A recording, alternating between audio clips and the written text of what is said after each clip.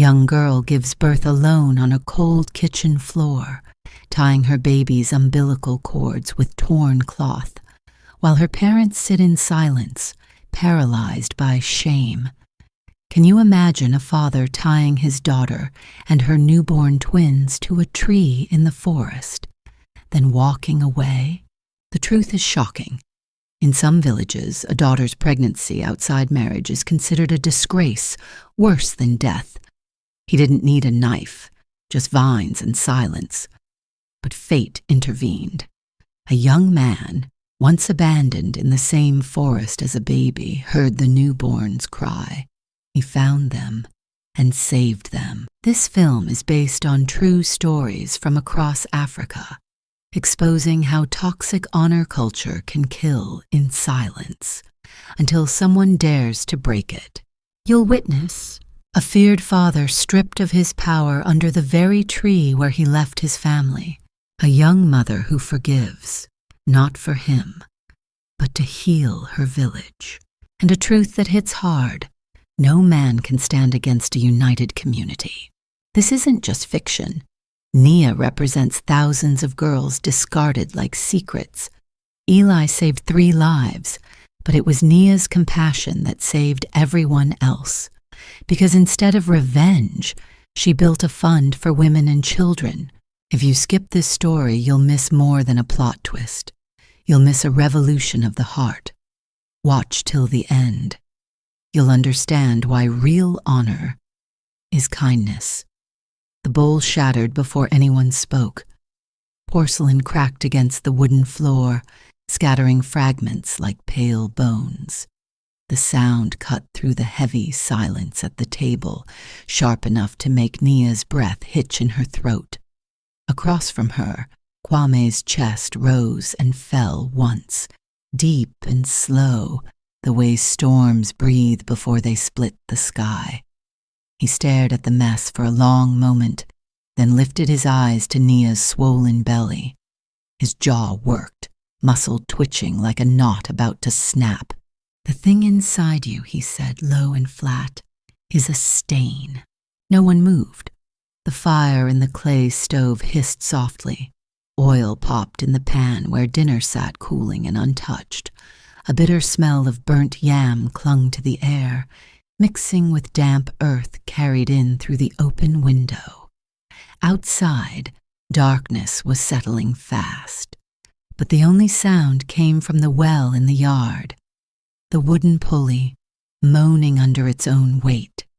The bucket rocked gently, squealing in slow arcs, creak by creak, like some secret whisper only the night understood. Nia's hand went instinctively to her stomach, cupping the curve beneath the thin cotton dress. The baby shifted under her palm, restless. She wanted to speak, to say his name softly, to remind him that she was still here, that she was still human, but her throat closed like it had been packed with ash. Across the table, Ebony sat stiff-backed, staring hard at her lap as though reading some secret message in the grain of the wood. She didn't raise her head, didn't breathe too loudly, didn't dare move. The silence stretched until the night pressed against the house like a living thing.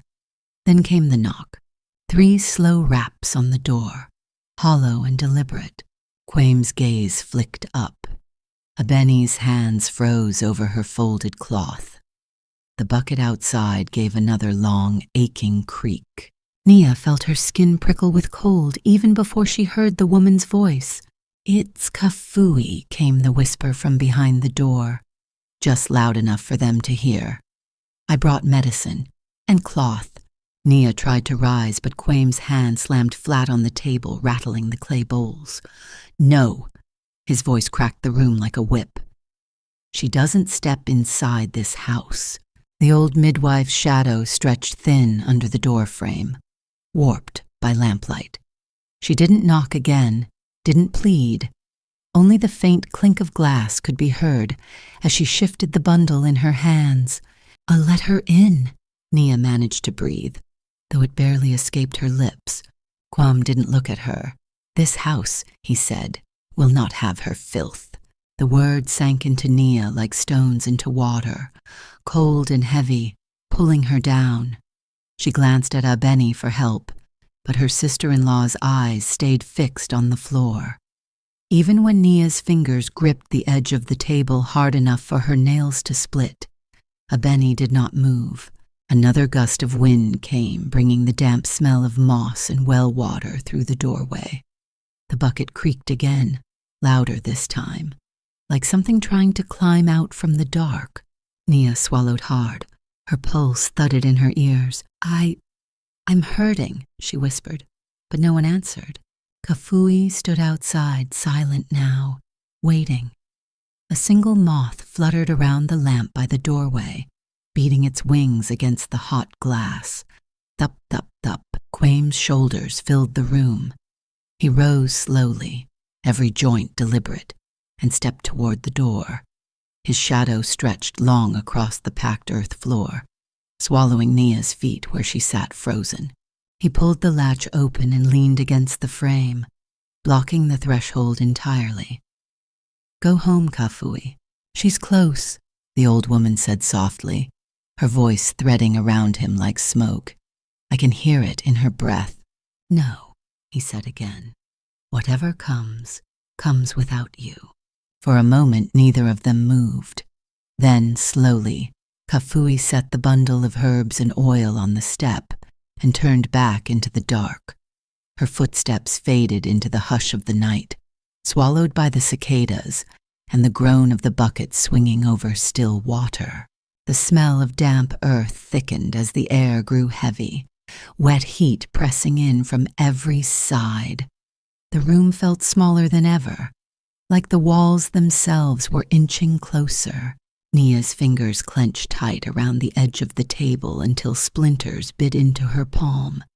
She wanted to scream, to fight, to demand anything except this silence, but the weight of shame, of fear, of expectation held her tongue locked behind her teeth. Quam turned back to the table, his expression unreadable, and sat down without a word.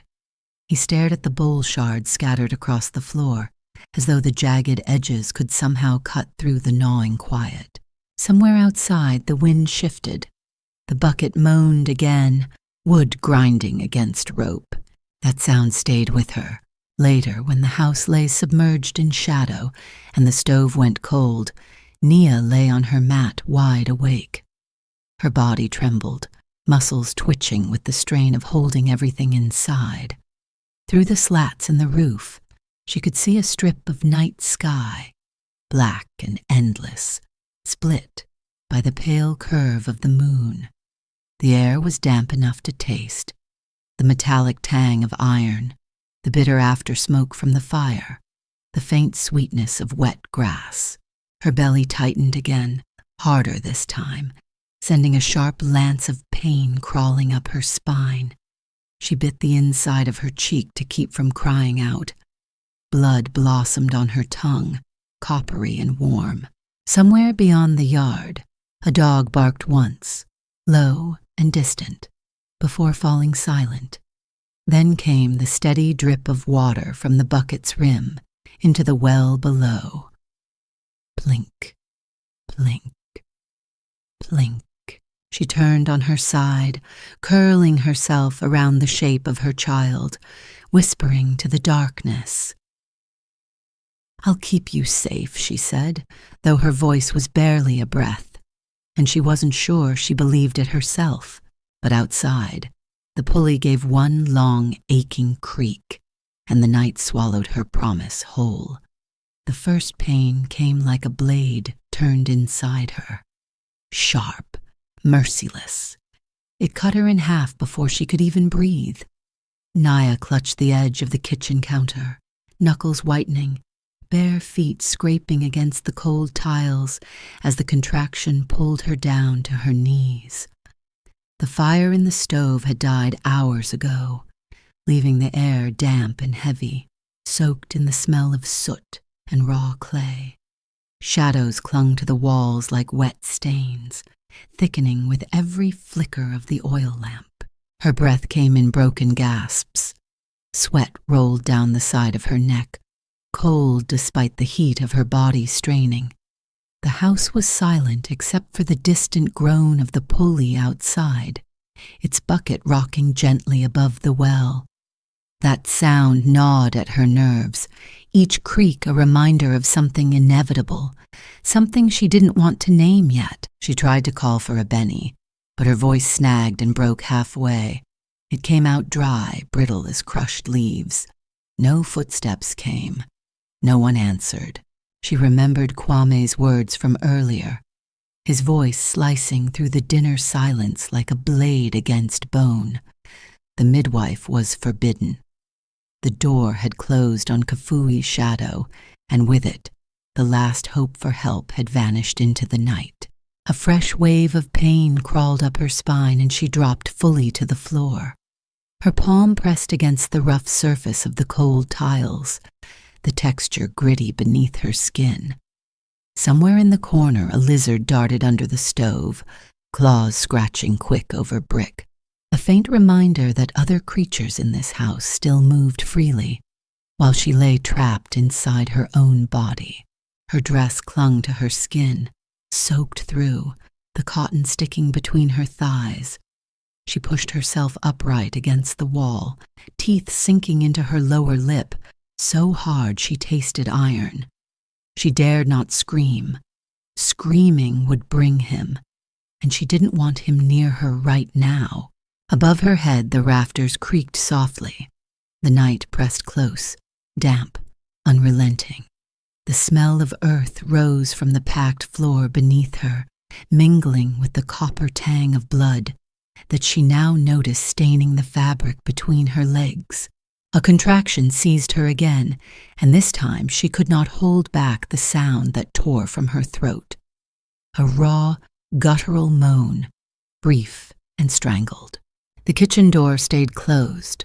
In the silence that followed, her ears rang with the beating of her own heart. Somewhere in the distance, the frogs near the rice paddies croaked their endless dirge. A moth battered itself against the glass of the lantern, wings sizzling when it touched the hot rim, then falling soundlessly into the pool of melted wax. She rolled onto her side, curling around the agony, her breath shallow, lips whispering prayers she barely remembered. "Please," she mouthed. "Please. Not now." But the contractions came closer together, harder. The night gave no mercy. She reached blindly for the bundle of old cloth she had kept under the counter, the one Kafui had once told her to prepare, just in case.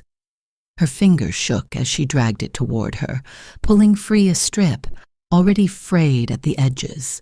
She folded it once, twice, then shoved it between her teeth to stop herself from crying out. Time melted into the rhythm of pain.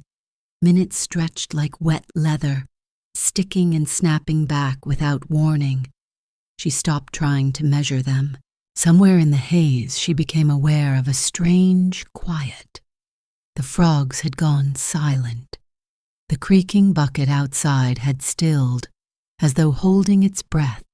It was then she felt it, the sharp, tearing pressure deep inside, followed by the sudden rush of warmth spilling between her legs. Her body trembled violently. Instinct took over. Her hands braced against the floor, nails scraping lines into the clay. And then came the first cry, thin, fragile, but alive. She gasped, half laughing, half sobbing, reaching between her knees. Her fingers brushed slippery skin, tiny and hot against her palm. She pulled the child up to her chest, cradling him close, feeling the faint tremor of his breath against her collarbone. Tears slid down her cheeks, hot and uncontrolled, mixing with the salt of her sweat. But before she could even breathe relief, another pain slammed into her, deeper, heavier. Her body arched involuntarily, and her scream tore through the silence this time, uncontained. Her head hit the wall, hard enough to rattle the lantern hook. She looked down. expecting to see nothing left, but the weight inside her had not lessened. Confusion blurred her thoughts until the truth clawed its way in. There was another one. Twins.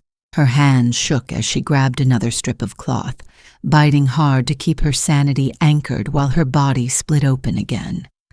The pain was deeper this time, rolling through her in endless waves, stripping sound from her throat until there was nothing left but dry gasps and trembling silence.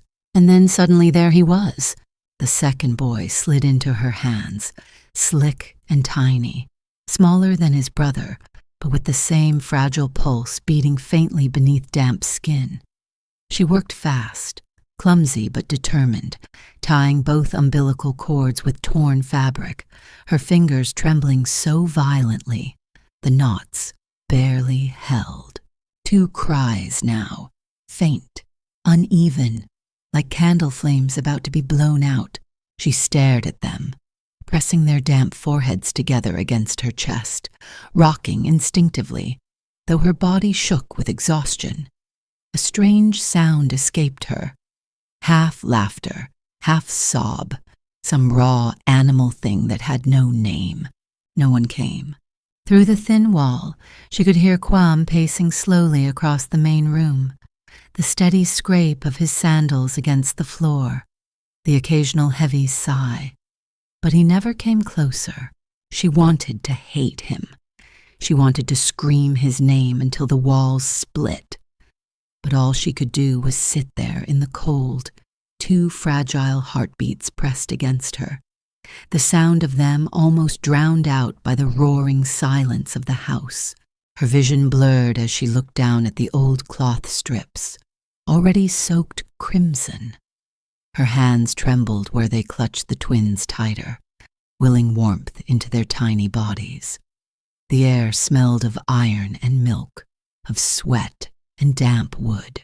The oil lamp sputtered low, casting uneven shadows that crawled across the walls like restless things. In that trembling light, the dark stains spreading across the floor looked endless, swallowing the edges of the room. Outside, the wind shifted again, and the pulley gave a long, broken creak. The sound shivered through her spine. Nia pressed her lips to the soft crowns of both boys' heads, whispering without thinking. "Stay," she breathed. "Please stay." But one of them gave only the weakest whimper, his tiny chest rising and falling like the flicker of a dying flame. Her tears fell onto his skin, warm against the cool dampness of his body. She rocked them harder, humming tunelessly, the song Kafui had once sung over another woman's labor, the melody broken in her throat. The night did not soften, it simply watched. When the lamp finally guttered out, plunging the room into shadow, the sound of the creaking bucket came back, louder this time, drawn by some invisible current of the dark. The 2 cries stuttered, then steadied, for now, but the silence in the rest of the house stayed absolute.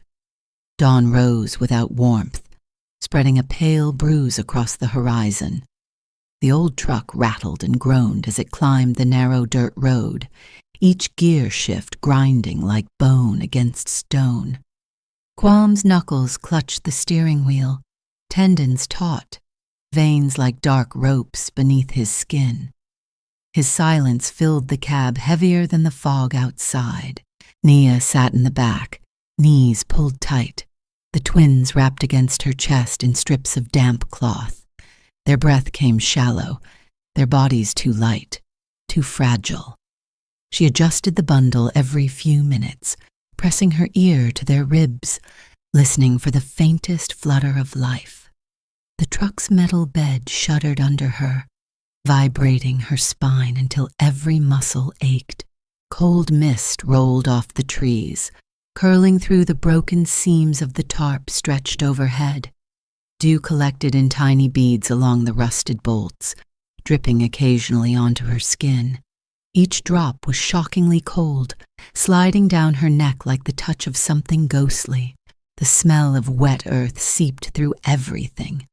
soil, rot, and damp moss clinging to the air so thick she could almost taste it. Somewhere deep in the woods, a bird shrieked once and fell silent. She glanced toward the driver's seat, but Quame's profile was stone. His jaw stayed locked, his gaze fixed on the ribbon of road dissolving into fog. He didn't look at her. He hadn't, since they left the yard. She remembered the sound of the bucket rocking over the well when they had stepped outside. That endless creak, drawn slow and thin, still echoed faintly in her skull even now, like a warning she couldn't shake. The truck jolted violently over a rut, and she clutched the babies tighter, feeling one of them stir weakly against her chest. Her breath caught. "They're cold," she whispered, but her voice drowned beneath the roar of the engine. Quame shifted gears without answering. The road narrowed further, roots twisting up from the earth like old scars, forcing the wheels into awkward angles. The mist deepened, turning the forest into a living thing, vast and breathing. Every tree a spine, every vine a vein feeding into some greater body. Nia felt her heart hammering against the silence. A memory surfaced unbidden.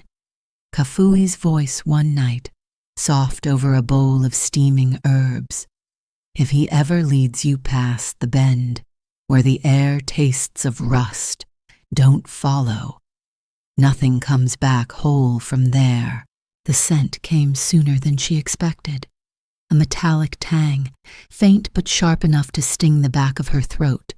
She tightened her hold on the twins instinctively, her body leaning forward though there was nowhere to go. They passed the crooked baobab, where the road split, but Quam turned not toward the village mill, nor the river. He turned toward the forest's throat, where the canopy bent low and the earth grew damp and uneven. The light dimmed beneath the trees, washed in shades of moss and shadow. Branches interlocked overhead, a lattice of bone fingers blotting out the sky.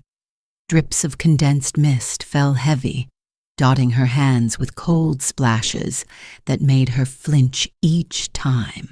For a long while, the only sounds were the groan of the engine and the breath of the forest. Then Quam stopped the truck.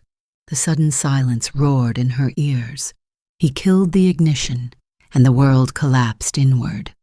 No hum, no wheels, only the cicadas humming in waves, the far-off shrill of some unseen bird, and the wet drip of water sliding down leaves.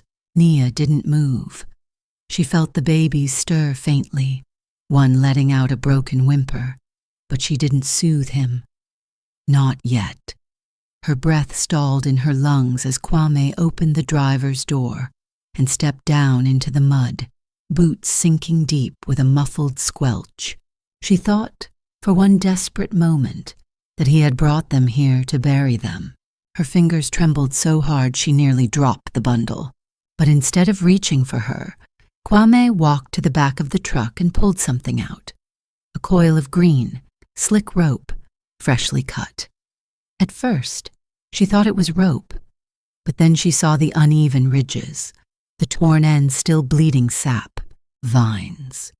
From the trellis outside their home, the recognition hollowed her chest. She knew those vines. She had watered them every morning, tracing the pattern of their leaves with tired fingers, believing them harmless. She had never thought they'd follow her here, carrying the memory of home into this silent place. He didn't meet her gaze as he climbed into the bed of the truck. Without a word, he reached for her wrists. Her voice cracked out before she could stop it. "Please, Quame." He paused, but only long enough for her to see the shadow flicker through his expression. Quick and gone. His hands were steady as he bound her wrists, the vines sticky with sap, leaving faint smears across her skin. The cold wetness clung like spit. She wanted to fight, to scream, but the twins stirred, letting out fragile sounds that dissolved quickly into the damp air, and she went still, Her breaths came short and fast, fogging the chill around her lips. Once her wrists were tied, he lifted her gently, too gently, and set her on the damp earth. He stepped back, coil of unused vine still dangling from one fist, and for the first time since they left the house, he spoke. "This place will decide," he said. The words were flat, but his voice carried something beneath, fear or cowardice, or both. Then he turned away. The truck door creaked. The engine coughed to life. She heard the tire struggling against wet soil, spinning once, twice, before catching traction, and then he was gone. The growl of the engine faded into the endless hush, swallowed by trees. Nia sat trembling. The twins pressed tight against her chest. The vines dug into her wrists each time she shifted, leaving faint trails of sap and skin. Around her, the forest breathed slow and damp, every leaf glittering with condensation. Somewhere nearby, water dripped rhythmically into a hidden pool, steady and unending. She looked down and saw a strip of her dress caught on a splinter near the truck bed, fluttering faintly in the draft left behind. A piece of herself left as evidence, though she didn't yet understand what it might mean. The babies squirmed weakly, their tiny fists pushing against her ribs, the warmth of their bodies fading too quickly in the mist-heavy air. She pressed her lips to the crown of each damp head, trying to gather heat where there was none. Her knees dug into soft earth, the moss cool beneath her bare feet. She thought of the well again, the endless dark beneath, the creak of the bucket swinging over silence, and for a moment she imagined the forest was just another well, waiting to swallow her whole. The first ray of sun cut through the canopy, sharp and pale, striking the wet leaves until they glimmered like shards of glass. She lifted her head toward it instinctively, but the light only made the shadows seem deeper, stretching long across the ground, wrapping around her like chains. Somewhere far off, the sound of a crow split the silence. Her heart lurched once, hard, and then stilled into a rhythm she forced to keep steady. She thought of turning back, of walking until her legs bled, but she didn't know where she was anymore. The road had disappeared behind her. The forest folded in on itself like a living labyrinth, and the sound of the truck was gone completely now. The babies stirred again, one giving a breathy whimper so faint she nearly missed it.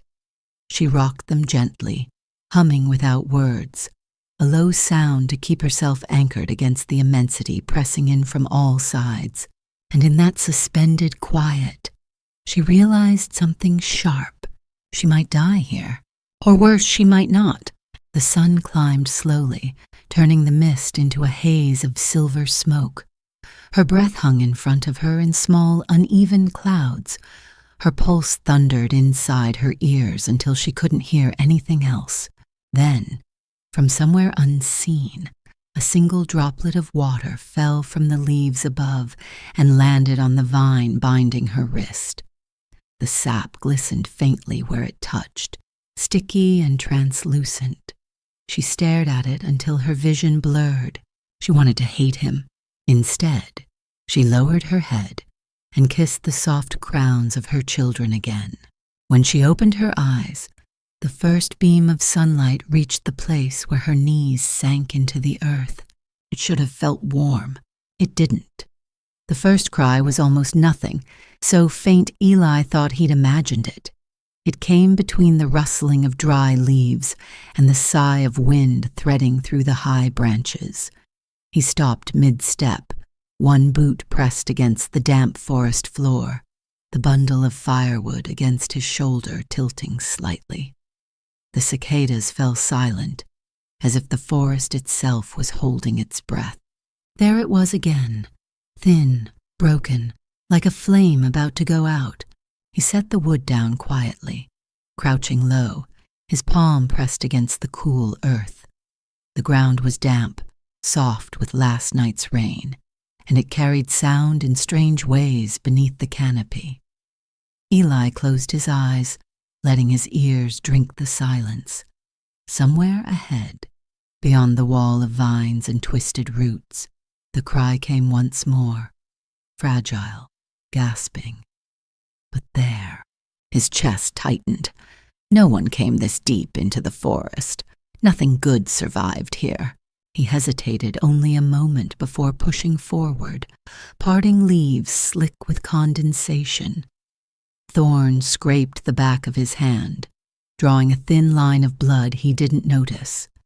The air thickened with the scent of wet moss and rot, the damp heaviness of old wood breaking down into soil. He moved carefully, avoiding branches that snapped too loudly.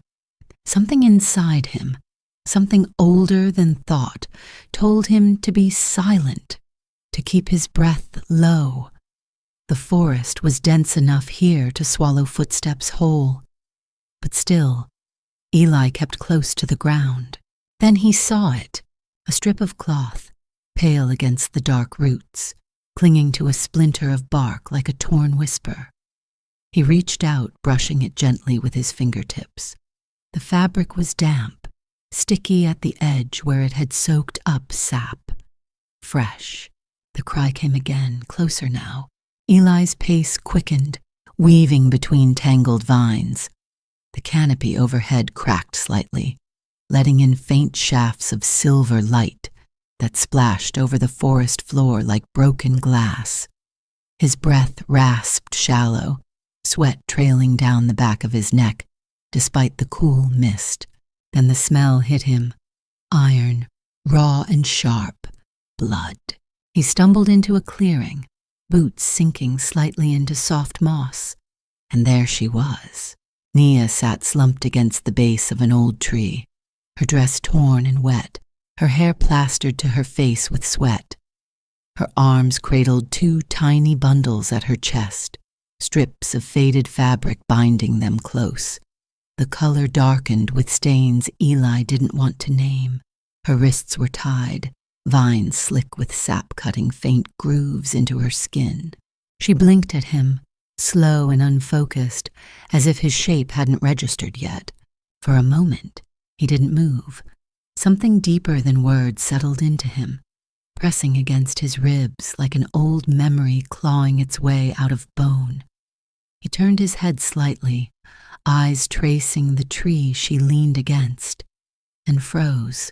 Carved low into the bark, almost hidden by moss, were 3 crooked lines and a notch beneath. He knew those marks. His breath caught. He'd been here before. Years ago, he'd stumbled into this clearing as a child, following his father's voice.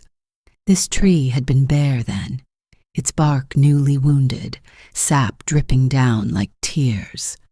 He'd found only silence that day, broken roots, where something heavy had been dragged away, and he'd grown up on whispers that his mother had been left here, unwanted, forgotten.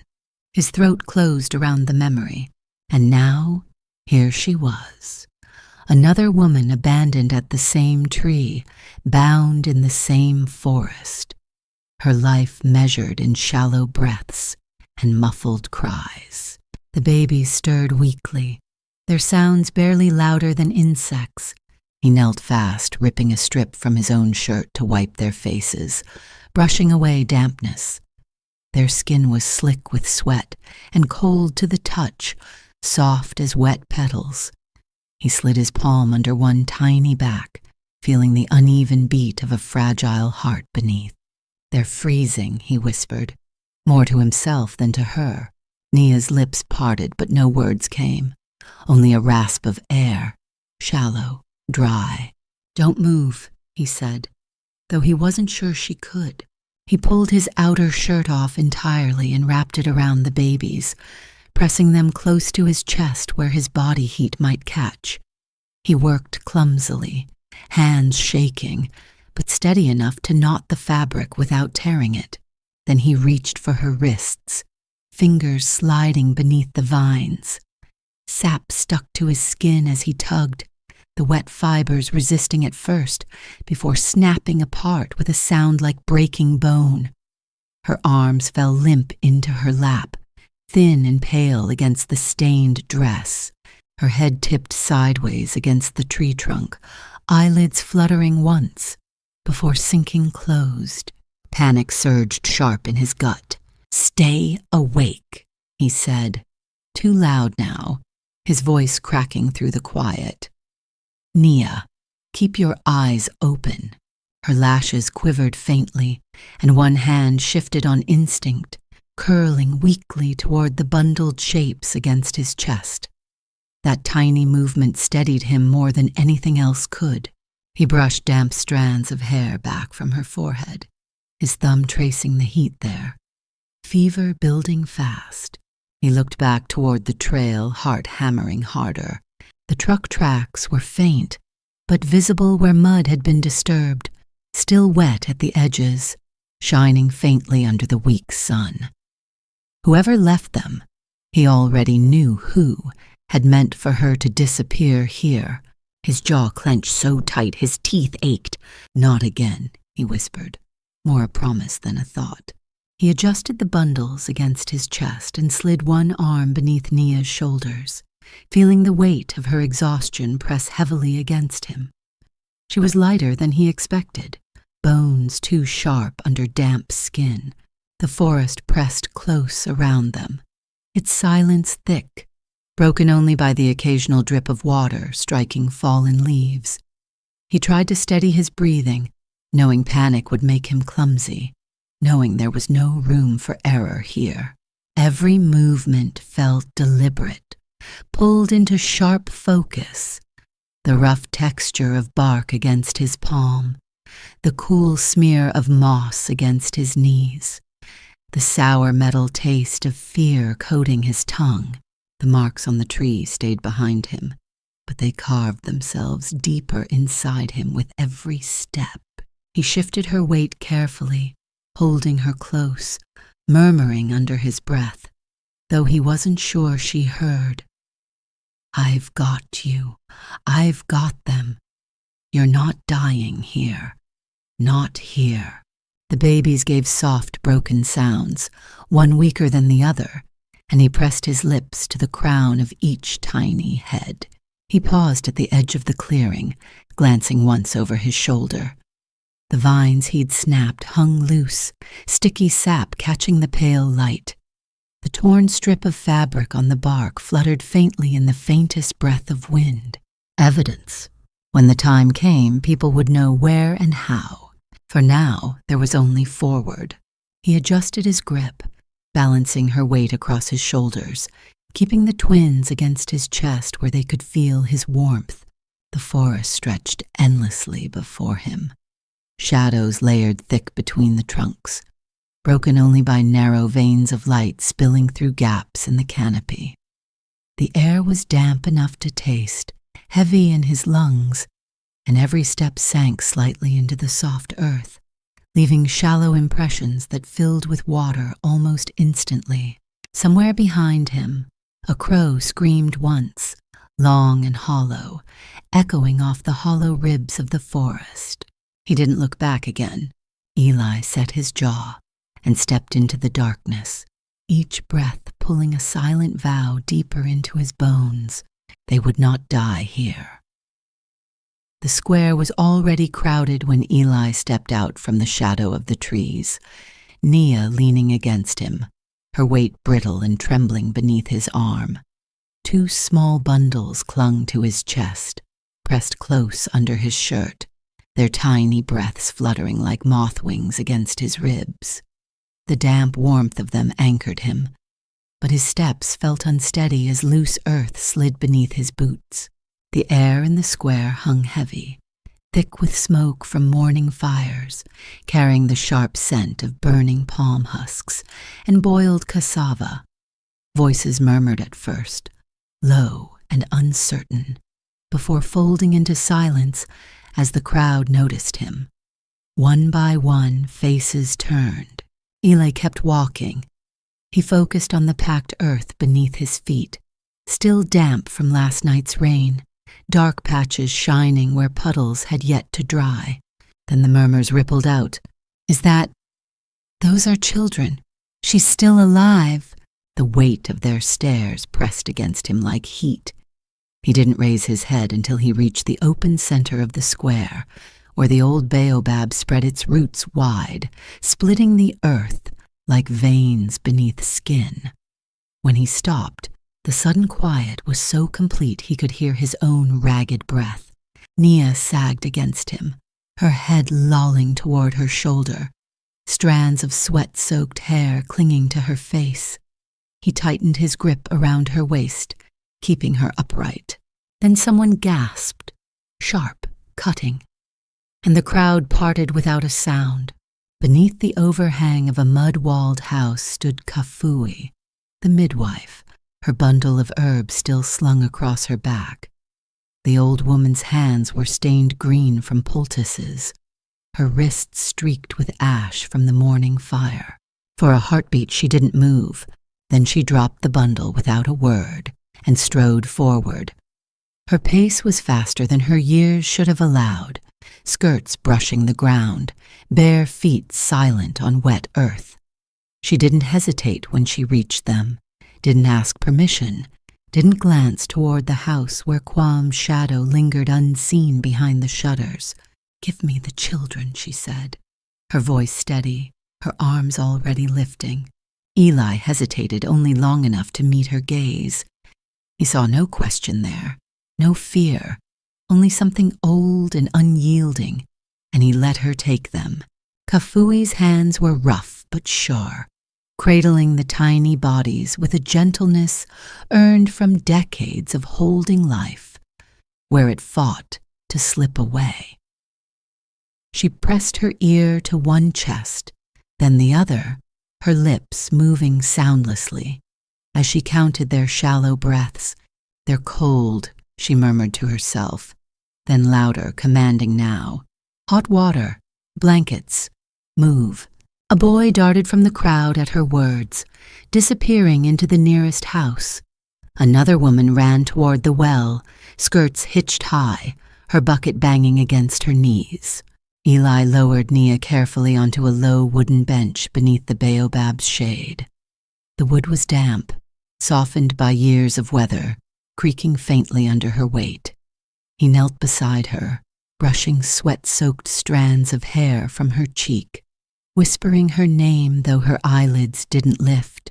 The babies stirred faintly in Kafui's arms, one giving a thin whimper like air, escaping a reed flute, and then, from somewhere deep within the crowd, a single drumbeat sounded, low, hollow, final.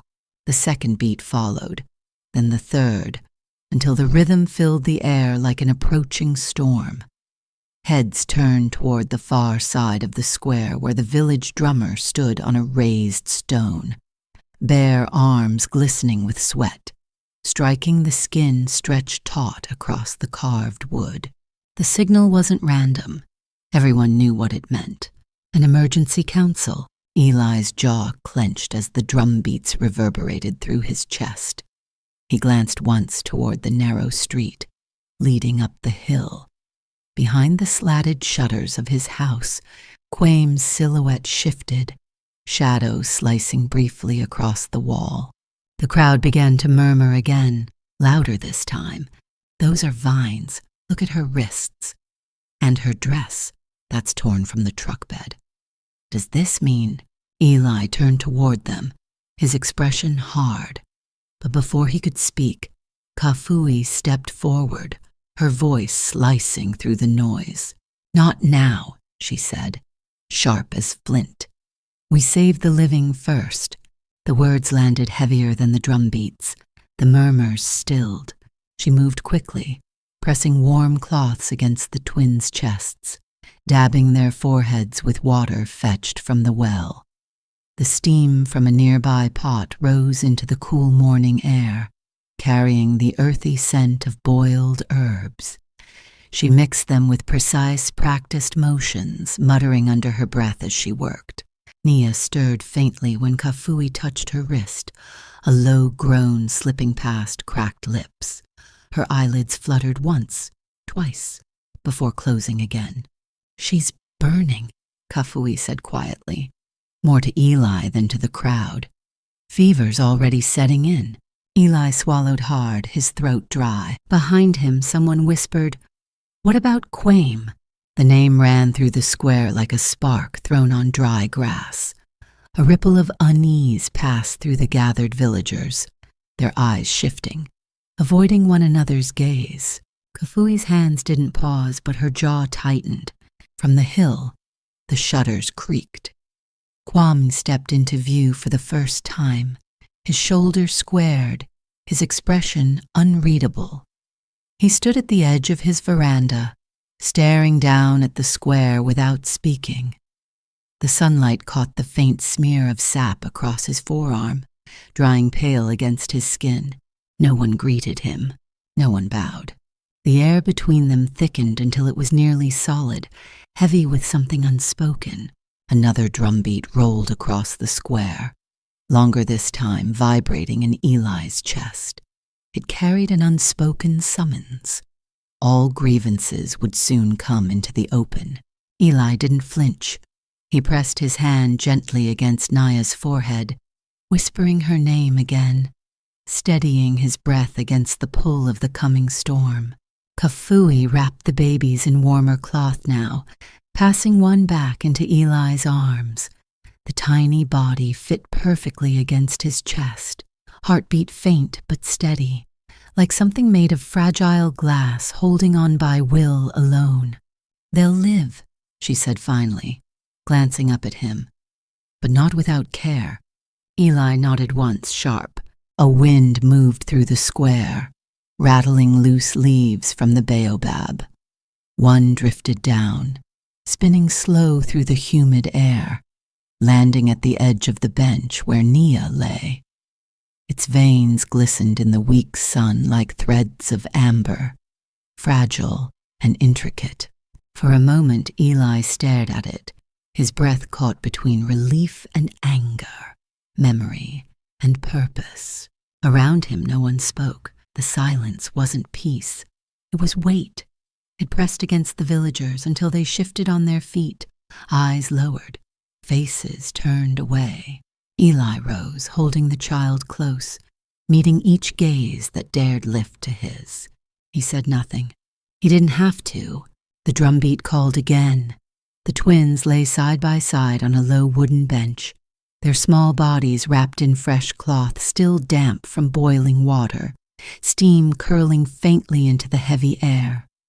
Eli stood beside them, his palm resting on the edge of the bench, grounding himself in the rough grain beneath his fingertips. Across the open courtyard, Kwame emerged from the shadows of his veranda, walking slowly, his bare feet silent against the packed earth. The noise in the square drained away with each of his steps. Even the cicadas stilled, as though the forest itself was holding its breath. Eli didn't move, didn't speak. He felt the faint thrum of the baby's breaths behind him, steady now, fragile but present, and that was enough to keep him rooted. Kwame stopped a few paces away, his shadow falling long across the ground between them. The morning light caught the sheen of dried sap on his forearm, pale streaks against dark skin, and Eli's gaze lingered there. The vines had left their mark, proof carried silently into daylight. "You brought them back," Kwame said finally, voice low, roughened like bark scraped raw. Eli met his eyes without blinking. They never should have been left. Something flickered across Kwame's face, anger maybe, or exhaustion so deep it bled into hardness. But before he could answer, a door creaked open nearby. Abeni stepped out from the house, wiping her damp hands on her apron, her face pale under the morning sun. For a long moment, she hesitated on the threshold, glancing between the two men, her breath shallow, caught between fear and something heavier.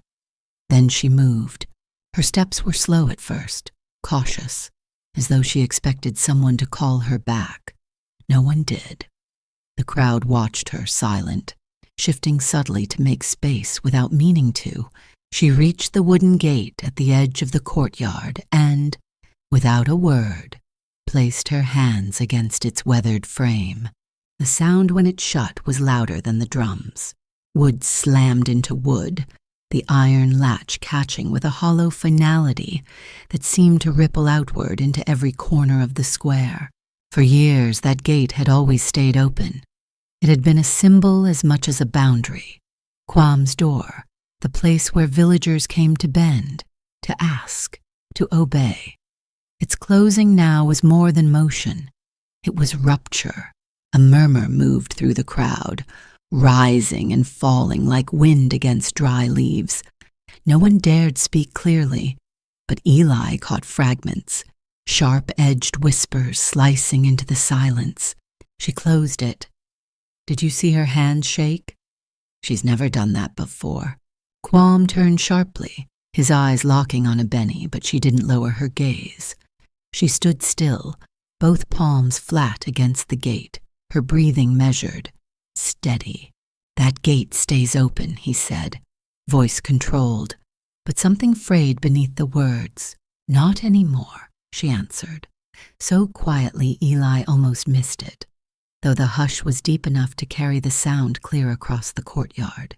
The weight of her defiance cracked something open. It wasn't just her voice, it was the space around her shifting, the invisible threads binding this place to one man's will, snapping in slow, deliberate silence.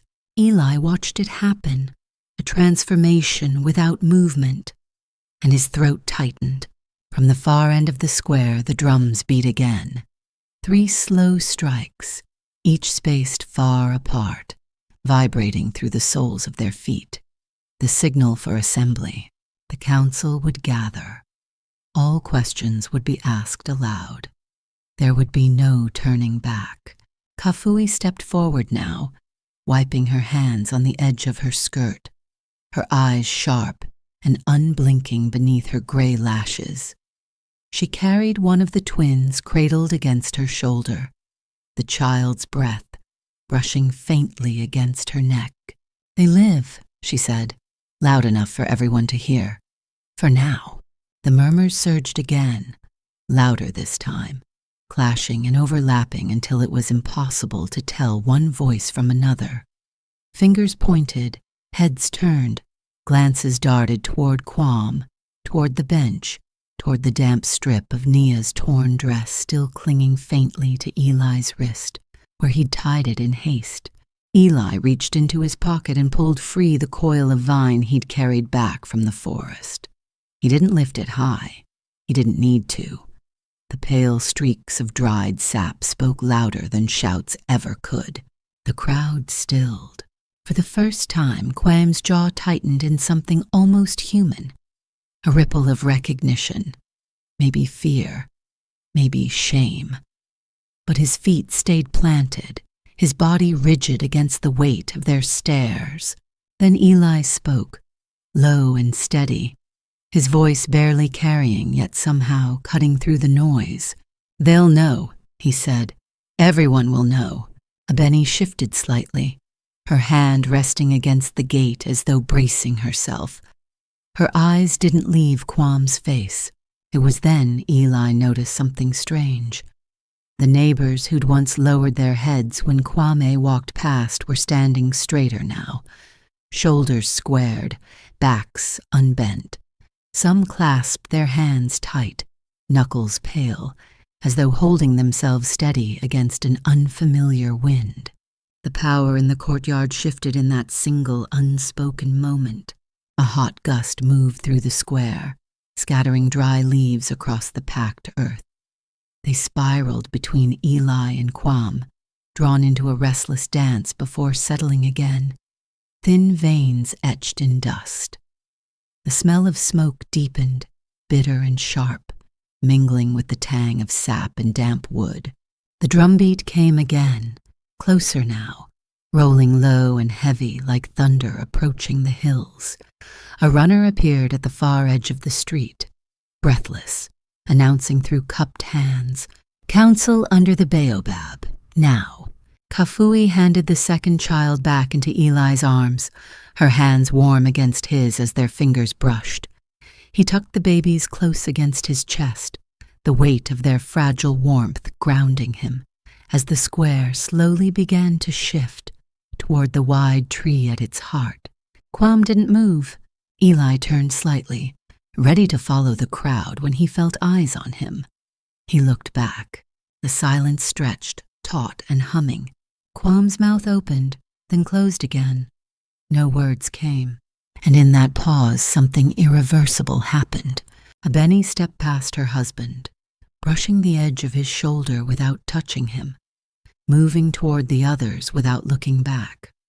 Her skirt caught on the latch of the gate for a heartbeat, pulling loose a single thread that fluttered briefly before sticking to the wood, pale against dark grain. No one spoke. No one had to. For the first time, Kwame stood alone. Eli watched him, searching his face for some trace of the man beneath the shadow, but found nothing. Only the tightening of his jaw, the hollow beneath his cheekbones, the weight of a silence he no longer controlled. The drumbeat rolled again, slow and deep, matching the rhythm of the baby's breaths against Eli's chest. He turned and walked toward the baobab, each step drawn heavier by what was coming. Behind him, the gate stayed shut. The drums had stopped, but the echoes clung to the air like heat. The entire village gathered beneath the wide-armed baobab, its roots coiling across the packed earth like sleeping serpents. Shadows tangled beneath its branches where the morning sun could not reach, dappling the crowd in shifting fragments of light and dark. Eli stood among them, one child tucked against his chest, his free hand resting on the rough bark behind him, grounding himself against the tremor in his legs. Nia sat on a low stool nearby, still pale, her dress clean but faded, eyes half-lidded from exhaustion. The second twin slept bundled against Kafui's chest, breathing shallow but steady. The hum of voices rippled through the gathering, low murmurs, clipped whispers, names carried on sharp breaths, until the elder raised his carved staff and struck it against the earth. The sound cracked the air like lightning. Silence fell. Kwam stood opposite them, a step back from the ring, his shoulders squared but his shadow long and thin beneath the harsh sun. His expression was carved stone, unreadable, but his hands curled tight at his sides. The elder began slowly, his voice rasped by years but steady as carved wood. "We call this council under the baobab, Hunt," he said, letting his gaze sweep over the villagers. "Because the tree remembers, the ground remembers, and so must we." All eyes shifted toward Kwam. Eli's jaw tightened, his thumb brushing unconsciously against the small ribs beneath his palm. He didn't speak, not yet. This wasn't his place to begin. Kafui stepped forward first, the twin still pressed close against her chest. Her voice was quiet, almost soft, but it carried easily under the weight of silence. "I came to her door," she said, each word deliberate, "and I was turned away. I was told this house would have no hands for the birthing." Murmurs stirred again, sharp now, cutting. "She bled alone," Kafui continued, turning slightly so her profile faced the circle. "She birthed 2 sons on the floor of a cold kitchen while the door stayed barred and the lamps burned low." Nia's head lowered, her lashes casting faint shadows across her cheeks. Eli closed his eyes for a moment, steadying his breath against the urge to shout, to throw the truth like stones into the stillness. But he didn't have to. The vines told their story, the torn strip of cloth, the sap-stained wrists. Every piece had followed them here, carried silently into the open. One of the council members, a broad man with gray in his beard, stepped forward slightly. "Is this true, Kwam?" For the first time, Kwame moved, shifting his weight, his eyes sweeping across the crowd like blades searching for weakness. When he spoke, his voice was steady, but its steadiness was brittle. "I did what I thought right for my house," he said. "What happens within my walls is my burden." Someone from the crowd shouted, "You left her in the forest!" Another voice rose. "We saw the truck tracks, the vines." "Enough!" Quame's command cracked the hush, but it didn't break it. No one bowed their heads this time. The elder's staff struck the ground again. "Quiet," he ordered, and the sound drew obedience, but only barely. Eli shifted the sleeping child higher against his shoulder, his hand brushing the small curls damp with heat, and stepped forward into the clearing between them. "She would have died," he said, his voice low but firm, and both children with her. A breath passed through the crowd, collective and tense. He met Quame's gaze head-on. "Your burden," Eli said softly, "was nearly their grave." For a long moment, Kwame didn't move, didn't blink. The air between them tightened like stretched wire. Then, unexpectedly, Abeni stepped forward. Her dress was plain, her feet bare, her hair loosely knotted at the back of her neck. She carried no bundle, no water, no herbs. Her hands hung at her sides, still, steady. "I am leaving," she said. The word struck the space like a blow. Even the leaves above seemed to pause in their swaying. Kwam turned sharply, his shoulders tightening, but Abeni didn't look at him. Her gaze swept past, toward the low slope where her cousins stood waiting in silence, faces pale beneath their headscarves. She walked toward them slowly, step by deliberate step, until she reached the edge of the circle and passed through without a backward glance. No one stopped her. It was a quiet rebellion, but its echo was deafening. Kwam's jaw clenched, the muscles shifting beneath his skin. But he said nothing. The elder let the silence sit before finally speaking. "We cannot lead with closed fists," he said, his hand resting lightly against the baobab's trunk. "Leadership is given, not taken." He turned his gaze to Kwam. "Your time has ended." The words hung suspended in the thick air, reverberating without sound. Quame's breath left him slow, controlled, but something inside him fractured in that moment, even if his face refused to show it. The council turned now, not to Eli, not to Kafui, but to Nia. "You," the elder said gently, his tone softening as he approached her stool. "This harm came to you. What justice do you ask of us?" The crowd leaned forward, tense, holding breath and anticipation both. Nia lifted her head slowly, her hand resting over the small bundle in Eli's arms. Her gaze drifted once toward Kwame, pausing there, and something unreadable crossed her face. Not forgiveness, but not vengeance either. When she finally spoke, her voice was hoarse but steady. "I ask," she said, "that you build a fund for women, for children, for those left without hands when they need them most." A ripple moved through the crowd, soft at first, then louder, overlapping voices colliding like waves against stone. "Not punishment," someone whispered nearby. "She would spare him," another hissed. But Nia's eyes stayed fixed on the elder, her breath slow and even. "What was taken from me cannot be returned," she said. "But something can be given back to the others." For a heartbeat, the baobab seemed to listen, its wide branches holding the weight of her words. The elder nodded once, deeply, as though carving her request into the ground itself. "So it will be," he said. Kafui's hands trembled faintly around the second child, but her face stayed calm, steady as the tree above them. Eli lowered his gaze, feeling the shift ripple through his chest like water finding new banks. No one looked at Quame now. The square began to thin, villagers drifting away in low murmurs and careful glances, their sandals leaving pale trails in the damp earth. When they were gone, Kwame remained where he stood, motionless, the shadow of the baobab falling long across his feet.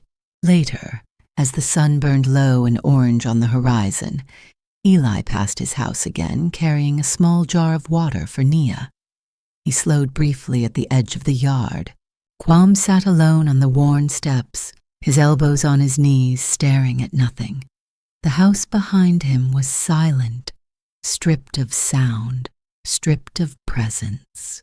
From somewhere deeper in the village, children laughed, high, bright, bubbling over like water over stones. Quame's shoulders stiffened at the sound, but he didn't turn toward it. The laughter faded, leaving him sitting in a silence vast enough to swallow him whole. The bucket hung crooked over the well, its rope frayed and damp, creaking faintly in the morning breeze. Beneath it, the water was still, black and bottomless, swallowing the faint orange of the rising sun. The air smelled of wet dust and wood smoke, soft and bitter at once, carrying the quiet weight of a village waking to itself. 2 seasons had passed since the council beneath the baobab.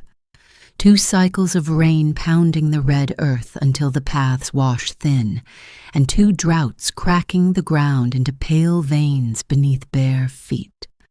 Life had crept forward quietly, carrying old wounds like faded scars hidden under clean cloth. Nia stood in the yard outside her small house, her hands busy with a needle, working sunlight into cloth.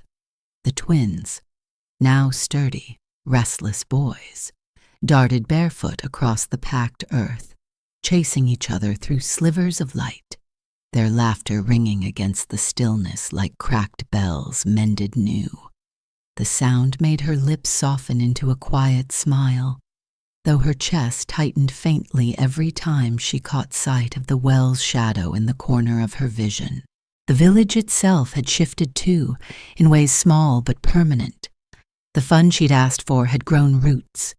Women gathered under Kafui's porch each new moon, sharing stories, pooling grain, stitching safety where silence had lived before. Mothers no longer bled alone. No baby cried without hands to hold it. It should have been enough. But nothing quite erased the way the night still bent heavy when the cicadas fell silent, or the way the bucket groaned when the wind slipped across the yard. Eli came by less often now, though he still left quiet traces of his care. A repaired hinge, a loaf of soft bread set by the window at dawn, a small clay bowl mended clean where she hadn't noticed the crack. She never heard his footsteps come or go, only found evidence afterward, like gifts the forest itself had delivered. This morning, though, the gift waiting at her threshold was different. A small woven pouch sat neatly on the step, a sprig of dried mint tied to its mouth. She crouched to pick it up, her fingers brushing the smooth fibers, and caught the faint scent before she even opened it. Bitter, green, alive. Fever medicine. The boys' laughter tugged her back. She turned just in time to see one of them, Kojo, running too close to the well, his small shadow stretching thin against the stones. "Kojo," she called, voice sharp enough to freeze him mid-step. He stopped, half giggling, cheeks flushed, but his toes hovered just at the rim. Naya's stomach pulled tight as she strode quickly across the yard, sweeping him up into her arms, pressing her lips against the damp curls at his crown. The wood around the well groaned faintly as the wind shifted, the rope scraping against stone, and for a brief, unbidden moment, she imagined leaning forward, imagined seeing something deep below. imagined something pulling back. She turned away before the thought could shape itself fully. That night, the village stirred with quiet movement. A runner came breathless down the narrow slope, shouting only once before stopping to catch air. At the well, "Someone come." People gathered quickly, voices low, lamp flames bending in the night air. Nia pulled her shawl tighter around her shoulders as she followed the stream of neighbors, the boys trailing sleep-heavy behind her, their fists curled into the edges of her skirt. By the time they reached the yard at the far end of the path, the crowd had formed a loose ring. The rope swayed slightly above the well, twisting lazily, the bucket spinning slow as though stirred by something beneath.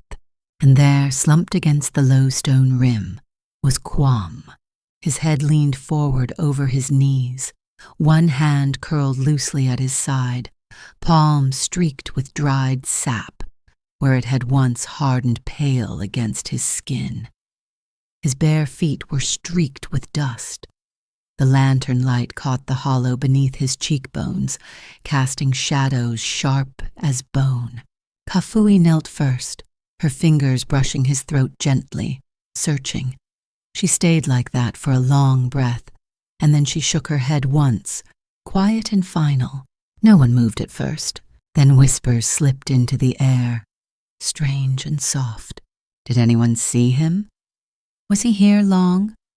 By the well, someone asked if there should be a drumbeat.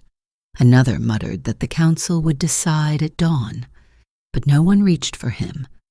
No one touched his shoulders or pulled him back from the stones. It was Eli who moved next, stepping forward slowly until his shadow folded into Quam's. He crouched low, resting his hands lightly on his knees, his breath steady, despite the faint tremor along his jaw. His eyes scanned the body once, deliberate and quiet, and then lifted toward the well.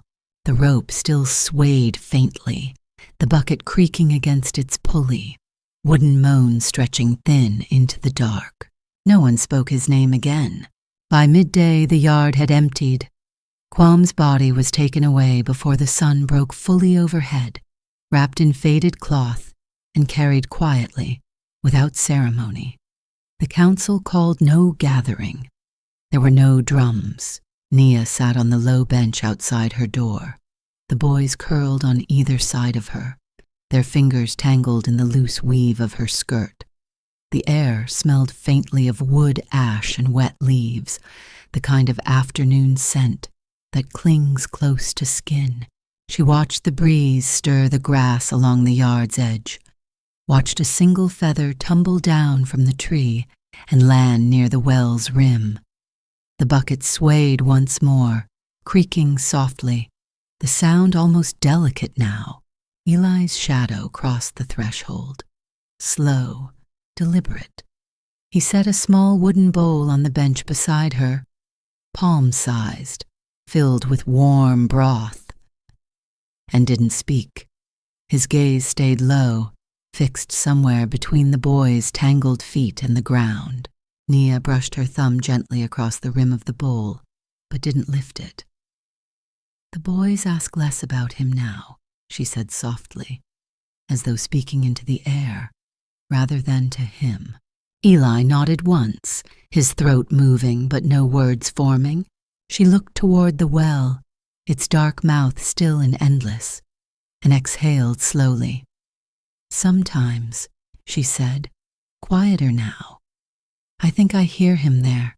Eli's gaze followed hers, settling on the rope where frayed strands dangled like pale veins against stone. The pulley gave a faint creak as the wind shifted, soft but steady, and for a moment neither of them spoke. Behind them, Kafui's porch came alive with soft laughter as two younger women arrived, arms full of folded cloth. Someone called for fresh water, and the sound of it, the normalness of it, spilled gently across the yard like sunlight easing through morning mist. Nia turned back to the boys. They were laughing again, their small feet kicking dust into warm light, chasing shadows across the earth. She reached for Kojo as he darted past, catching him against her side, her cheek brushing the damp crown of his hair. "Don't hate," she whispered. Though he was too busy wriggling free to hear her, she pressed her lips briefly against his temple, holding the words there instead. "Mercy," she breathed into the hollow of his hair, "is the only thing worth carrying."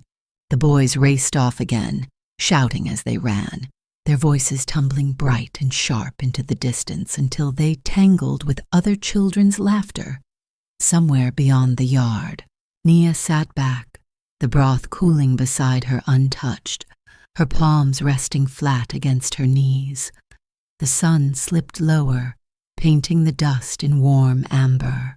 The pulley groaned softly as the bucket shifted in the faint breeze, the sound stretching long, carrying weight without words. She closed her eyes against it, listening, and for the first time in seasons, she felt the creak settle into something else. Not dread, not grief, but memory bending gently into quiet. There are stories that live beyond the pages, breathing quietly in the spaces between memory and silence. This is one of them, not because it shouts, but because it lingers, soft yet unrelenting, like the scent of rain on dry earth or the echo of a distant song you can't quite forget.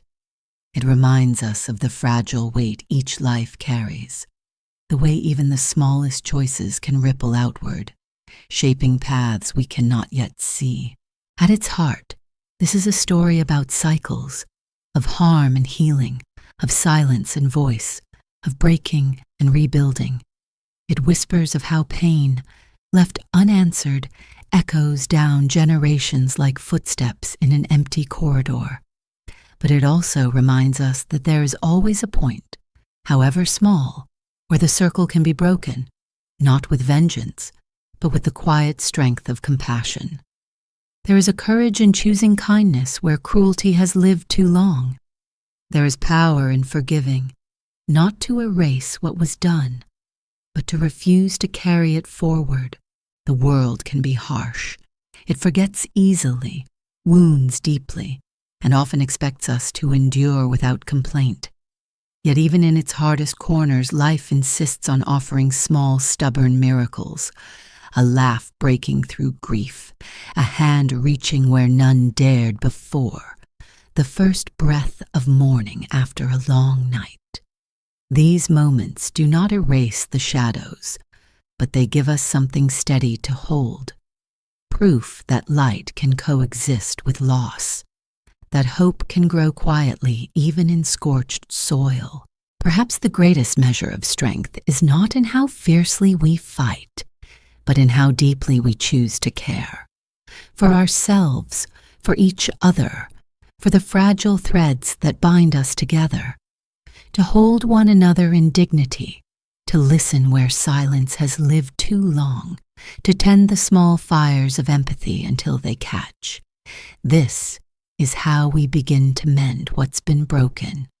This is how we turn wounds into wisdom and memory into meaning. And maybe when we listen closely enough, we realize that stories like this are not just about endings. They are about continuations, reminders that even in our quietest acts, we leave traces, in the people we touch, in the choices we make, in the echoes we leave behind. Every gesture, however small, becomes part of someone else's inheritance. Let this be a gentle invitation to reflect, to question, to carry forward the pieces of this story that stir something within you. If it left you thinking, if it made you pause, if it reminded you of anything tender and unspoken, I'd love to hear your thoughts. Share what stayed with you. Let your voice be part of the conversation. And if you wish to keep traveling with stories like this, where silence speaks and memory breathes, consider following, subscribing, and staying close. There are many more roads ahead, and I'd be honored to walk them with you. Because sometimes the most powerful stories are the ones we continue together.